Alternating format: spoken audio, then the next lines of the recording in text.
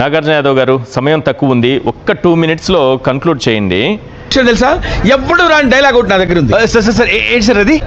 Wait YSRCP నాయకులు చాలా జాగ్రత్తగా ఉండాల్సినటువంటి సమయం ఇదే. ఎందుకంటే ఎప్పుడు ఏం జరుగుతుందో తెలియదు. నిద్ర లేదు, సుఖం లేదు, దెబ్బ మీద దెబ్బ. దేవదేవుడు సాక్షిగా అడ్డంగా దొరికిపోయి ఇది ప్రజల్లోకి వెళ్ళకూడదని ఆఖరికి దాడులు, హత్యాయత్నాల వరకు పరిస్థితిని తీసుకెళ్తున్నారు. దీన్నే చికెన్ గునియా అంటారు.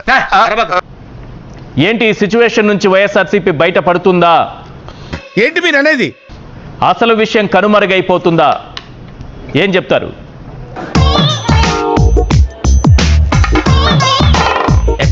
అరే మాట్లాడరా అరే మాట్లాడరా. తెలుగు ప్రజల మనస్సాక్షి సాక్షి టీవీ ప్రేక్షకులకు, వీక్షకులకు ముందుగా నమస్కారాలు. నమస్తే బాస్. సార్, నారా లోకేష్ గారు, మీరు సాక్షి టీవీ చూస్తారని నాకు తెలుసు, మా మాటలు వింటున్నారని మాకు తెలుసు. ఓహో, లోకేష్ గారు, మిమ్మల్ని అడుగుతున్నాను, చెప్పు.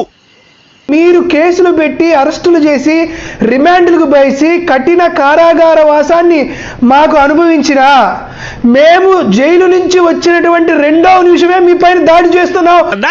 నా బొందకు మరీ అంత స్పెషల్ రెస్పెక్ట్ ఎందుకు సార్? మీరు చెయ్యెత్తి దెబ్బ పడేలోపు జరిగిందంటే చెప్పాను.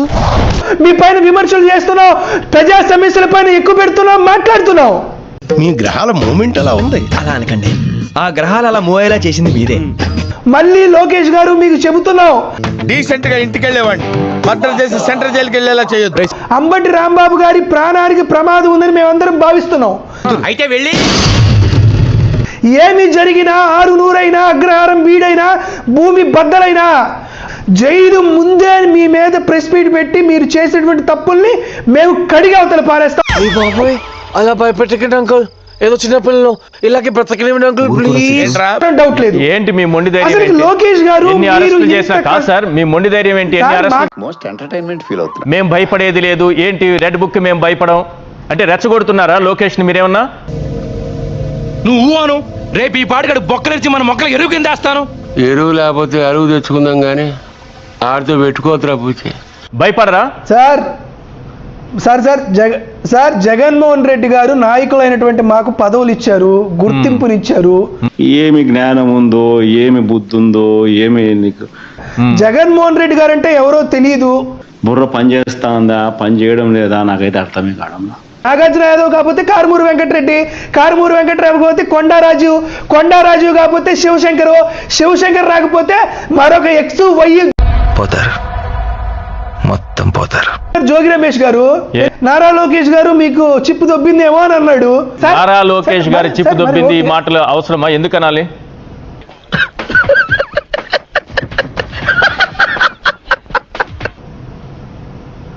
అవును సార్, మరి మీరు మా ముఖ్యమంత్రి గారిని సైకో అని ఎందుకు అంటున్నారు? ఏంట్రా ఇది? వాళ్ళేమో వీడికి బిల్డప్ ఇస్తున్నారు, వీడేమో వాళ్ళకి బిల్డప్ ఇస్తున్నారు. సైకో ఎక్కువ, చిప్పు దొబ్బిందని అనడం ఎక్కువ.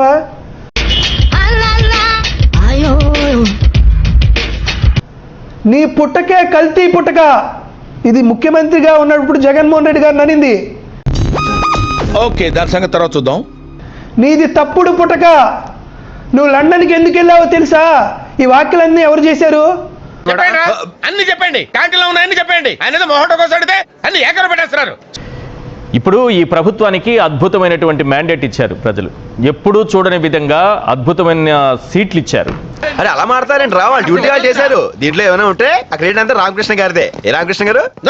నాకేం సంబంధం? మీనింగ్ లెక్క మాట్లాడగా ఏం నువ్వు మాట్లాడేది?